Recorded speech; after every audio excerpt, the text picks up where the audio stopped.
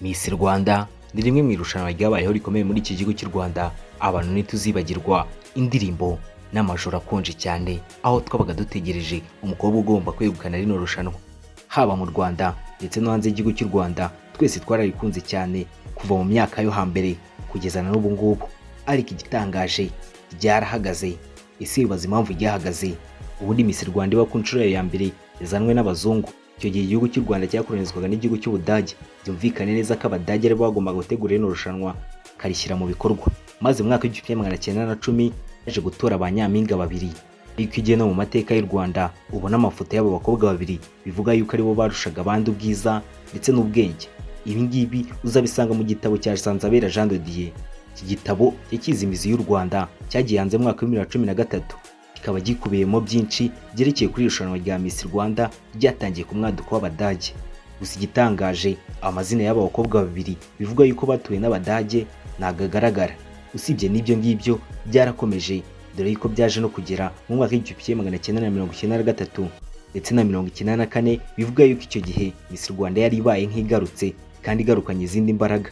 Icyo gihe yaje gucika intege, isa nkaho yongeye kugwa hasi. Icyo gihe byatwaye imyaka myinshi, maze mu mwaka w'2009 Bahati Grace atorerwa kuba Miss Rwanda. Bivuga yuko ari Miss Rwanda wa mbere, bitewe n'uko abo bakobwa bamubanjirije bose guturuka ku mwaduko w'abazungu, amakuru agaragaza neza ko ari ba Miss Rwanda atuzuye. Ibyo ngibyo byaje gukomeza kugeza mu mwaka w'2022 ubwo irushanwa rya Miss Rwanda ryazaga gushyirwaho akadomo bitewe n'imvururu zabayemo zitoroshye zavuzweho byinshi. Tugiye kukugezaho amateka ya Miss Rwanda guturuka ku mwaduko w'Abadage kugeza mu mwaka w'2022 ubwo ryazaga gushyirwaho akadomo. Ese ni iyihe mpamvu rino rushanwa bivugwa yuko ritazongera kubaho? Ese niki cyabuze kugira ngo rishyirweho akadomo neza burundu? N'ibindi byose bibaza kuri irushanwa rya Miss Rwanda. Wowe utarakora subscribe, reka nkubitse gukora subscribe. Nawe umaze gukora subscribe, ndagushimiye. Muri kumwe nanjye Emmy, mbaye ikaze muri iki kiganiro.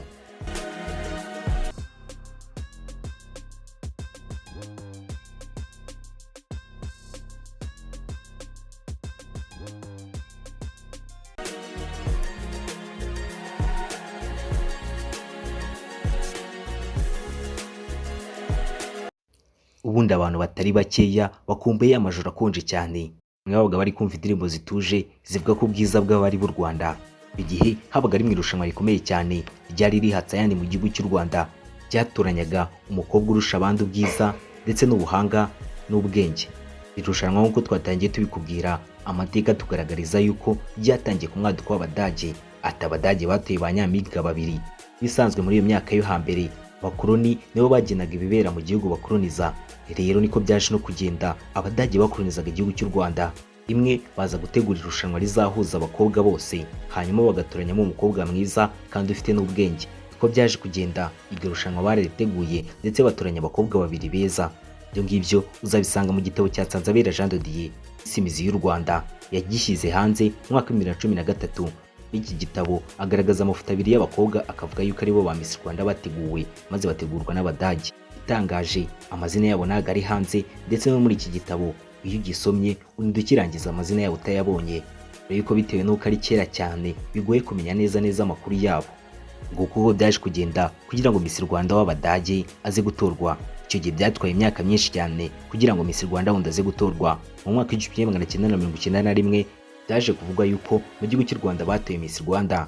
Aya makuru yagiye hanze mu kwezi kwa gatatu mu mwaka wa 2017 ubwo hamenyekanye amakuru y'umukobwa witwa Nabuhoro Jane yavukaga mu karere ka Gasabo mu murenge wa Ndera. Amakuru yaje gushimangirwa na musaza w'Imudahunga Jean Marie, waje kwemeza avuga ati nibyo koko mushiki wanjye yabaye Miss Rwanda mu mwaka wa 1991. Komeje asobanura ati ibyo ngibyo byabereye muri hoteli yitwaga Meridie, ubungubu isigaye yitwa Amaraso n'Umubano. Nabuhoro Jane aba Miss Rwanda icyo gihe yarakiri umunyeshuri, dore ko icyo gihe yigaga muri groupe scolaire Notre Dame du Conseil Byumba. Akaba bivuga yuko ni nyuma yaho gato uyu mukobwa yaje kwitabira amarushanwa ya Miss y'u Burundi maze aza gutorwa mu imbere ndetse aba n'igisonga.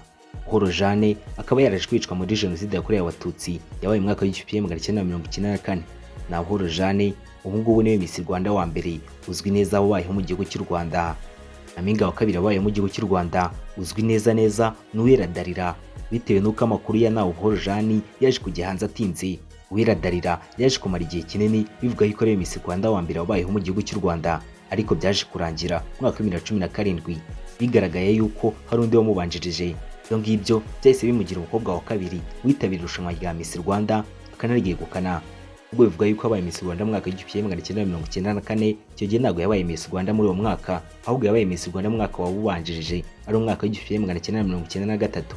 Iki gihe yatoye mu kwezi k'Ukuboza k'uwo mwaka, aho umukobwa wagombaga gutorwa yagombaga kuzayobora mu mwaka w'igihumbi kimwe magana cyenda mirongo icyenda na kane, maze na Buhoro Jane yitabira rino rushanwa yangira anaryegukanye, byemeza yuko azayobora mu mwaka w'igihumbi kimwe magana cyenda mirongo icyenda na kane. Ariko uyu mukobwa Uwera Darira yumvikanye cyane mu itangazamakuru avuga yuko ari Miss Rwanda yabayeho ku nshuro ya mbere. MC Lion Manzi wayoboye igikorwa ubwo uyu mukobwa yatorwaga kuba Miss Rwanda yavuze yuko abakobwa bamugaragiye harimo uwitwa Umuhoza Sandra ndetse n'umukobwa yitwaga Mukurandore, ariko abo ngabo nibo yibuka bonyine. Icyo gihe Uwera Darira yaje guhembwa amafaranga y'u Rwanda ibihumbi 50. Usibye n'ayo mafaranga yaje guhembwa, yaje guhabwa amasabune ndetse n'amavuta yo kwisiga, imyambaro ndetse n'ibindi byinshi yaje guhembwa icyo gihe nka Miss Rwanda. Byose yaje guhembwa byari byaturutse mu baterankunga bake bari bahari. Uyu mukobwa yaje kumara igihe kinini bizwi yuko ari Miss Rwanda wa mbere, ariko mu mwaka wa 2017 ubwo amakuru ya Buhoro Jane yazaga kujya hanze, yaje guhita bimugira Miss Rwanda wa kabiri wabayeho mu gihugu cy'u Rwanda. Mu mwaka wa 2017 yaje kuvugana n'itangazamakuru ahishura byinshi ku buzima bwe, aho yaje gutangaza yuko amaze imyaka 2 atandukanye n'umubirigi bari barashakanye. Yakoze icyo gihe yaje kuvuga yuko irushanwa rya Miss Rwanda yari ikomeye muri iyo myaka. Icyo gihe yaje kuvuga yuko ikurikirana hafi kandi ritajya rimucika.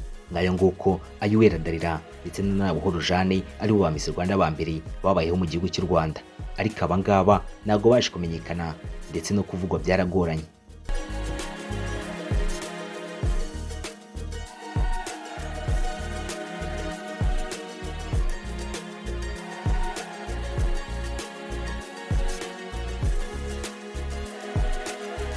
Nyuma ya Jenoside yakorewe Abatutsi mu mwaka w'igihumbi kimwe magana cyenda mirongo icyenda na kane, igihugu cyakomeje kwiyubaka ndetse bitwara n'imyaka itari mikeya kugira ngo ugere gutorwa undi Miss Rwanda. Mu mwaka wa 2009 Grace yaje kwegukana irushanwa rya Miss Rwanda. Muri icyo gihe abantu benshi bavuze ati niwe Miss Rwanda wa mbere ubayeho, bitewe n'uko bari babiri twatangiye tukubwira amakuru yabo atarazwi cyane. Si icyo gihe n'abateguraga rino rushanwa bavuze yuko ariwe Miss Rwanda wa mbere ubayeho. Iyo rino rushanwa ryasaga nk'aho rigarukanye imbaraga, abantu benshi ntabwo baryumvaga, babwira ibyiza byaryo byaragoranye cyane. Biragoye yuko bavuga Bahati Grace ngo n'uvuga Keti Kavuyo baje gukundana ndetse bagakundana bikomeye cyane, ndetse mu mwaka wa 2012 baza no kwibaruka umwana wabo wa mbere w'imfura. Ibintu byabaye bibi cyane bitewe n'uko abantu batumvaga rino rushanwa rya Miss Rwanda n'abatarishakaga babonye aho bahera barisebya, bavuga yuko iryo rushanwa nta kintu rimaze n'abakobwa baryitabiriye bwaye babyara kandi badafite abagabo. Igihe bamwe bashimye ubutwari bwa Miss Bahati Grace, aho bavugaga ati ahubwo ni intwari ikomeye cyane bitewe n'uko atagize ubushake cyangwa se ngo agire igitekerezo cyo gukuramo inda yari atwite. Bahati Grace yaje kuvuga ati bimwe mu bintu nagize mu buzima bwanjye bwanshimisha kandi cyane ni ukwibaruka umwana wanjye w'imfura. Ikindi twamukubwiraho ni uko ubu ngubu yabonye akazi keza kandi muri Amerika aho akora mu bijyanye n'ubuzima. Ikindi bamumenyaho ni uko yaje kumarana n'ino kamba imyaka igera kuri 3 yose. Ariko undi mu minsi waje gutorwa yaje gutorwa mu mwaka wa 2012. N'imyaka Bahati Grace yamaze ari Miss Rwanda bimugira Miss Rwanda wa mbere wabayeho ukunzwe cyane n'abanyarwanda. Miss Kayibanda Mutesi Elole niwe waje gusimbura Bahati Grace waje gutorwa mu mwaka wa 2012. Uyu mukobwa yaje gukundwa bitewe n'ibintu byinshi yagiye akora mu gihe yari ari Miss Rwanda. Nimwe mu byo twakubwira, mu mwaka wa 2013 yaje kwitabira irushanwa rya Miss Supranational, maze ageze muri irushanwa bababwiraga kwambara imyenda yo kogana bagiye kuri stage imwizwe nka bikini. Uyu mukobwa yarayanze rwose. Icyo gihe abanyarwanda bacitse ururondogoro bavuga yuko ikintu cyatumye atitwara neza ari ukubera yanze kubahiriza amabwiriza y'iryo rushanwa, kandi baramushimira cyane ati ni umukobwa w'umuco unawugaragaza imahanga ndetse n'ahandi hantu hose aciye. Maye haje gucamo umwaka umwe, maze mu mwaka wa 2014 bari bwongera gutorwa Miss Rwanda, maze icyo gihe Akiwacu Colombe aza kwegukana rino rushanwa. Colombe yaje gusimburwa mu mwaka wa 2015 na Kundwa Doriane. Bigeze mu mwaka wa 2016 Mutesi Jolly aza kwegukana rino rushanwa, akaba ari umwe muri ba Miss Rwanda babayeho mu gihugu cy'u Rwanda bavuzwe cyane mu itangazamakuru kandi bakagaragara cyane muri aya marushanwa, aho yagaragaraga cyane ari gutoranya bamwe mu bakobwa bitabiraga rino rushanwa. Maze bigeze mu mwaka wa 2017 Iradukunda Elisa aza kwegukana nawe rino rushanwa aba Miss Rwanda. yaje gusimburwa na Miss Iradukunda Liliane waje gutorerwa mu mwaka wa 2018. We yaje gusimburwa na Miss Nimwiza Megan waje gutorerwa kuba Miss Rwanda mu mwaka wa 2019. Nubwo icyo gihe yabaye Miss Rwanda, abantu benshi ntibakibagirwa Josiane, umukobwa wavuye mu cyaro akitabira rino rushanwa ndetse akaza no kugera kure. Icyo gihe yaje no kumenyekana cyane, aranavugwa cyane kurusha Miss Rwanda ariwe Nimwiza Megan. Yaje gusimburwa na Miss Nishimwe Naomi waje gutorerwa mu mwaka wa 2020. Icyo gihe Naomi aba Miss Rwanda yarahagarariye umujyi wa Kigali, maze abantu benshi babonye umukobwa mwiza uhagarariye umujyi wa Kigali baravuga ati nguyu niwe ugomba kuba Miss Rwanda, maze baramushyigikira biza no kurangira yegukanye rino rushanwa. Uyu mukobwa yaje gusimburwa na Miss Ingabire Grace waje gutorerwa kuba Miss Rwanda mu mwaka wa 2021. Igihe hari muri COVID-19 ndetse n'iryo rushanwa ryabereye mu muhezo, abantu barikurikiye mu buryo bw'ikoranabuhanga. Gusa mu mwaka wa 2022 abantu bari bemerewe guteranira ahantu mu ruhame ari benshi, abantu bararikurikira. Icyo gihe Nshuti Muheto Divine aza kwegukana rino rushanwa aba Miss Rwanda 2022. Ubungubu akaba ari Miss Rwanda uheruka, bigakimara gutorwa ibintu bitaje kugenda neza, rino rushanwa ryaje kuhita rihagarikwa bitewe n'imvururu zaje kuvukamo, ariko byaje no gutuma Ishimwe Dieudonne uzwi nka Prince Kid uteguraga rino rushanwa aza guhamwa n'inkiko ibyaha bitandukanye byagiye bikorerwa muri iri rushanwa. Ibi byaje no gutuma rino rushanwa rihagarika ukundi ndetse no kongera gutangira biragoye bitewe n'ibi byaha byakorewemo. Kurikijwe ibintu byabereye muri iri rushanwa, hagize undi muntu wese wakifuza kuritegura ibyamworohera bitewe n'uko na Minisiteri y'Urubyiruko nayo ubwayo yigeze gutangaza yuko rino rushanwa ubwayo izaryitegurira. Byavuye mu maboko y'abikorera sigari mu maboko ya Minisiteri.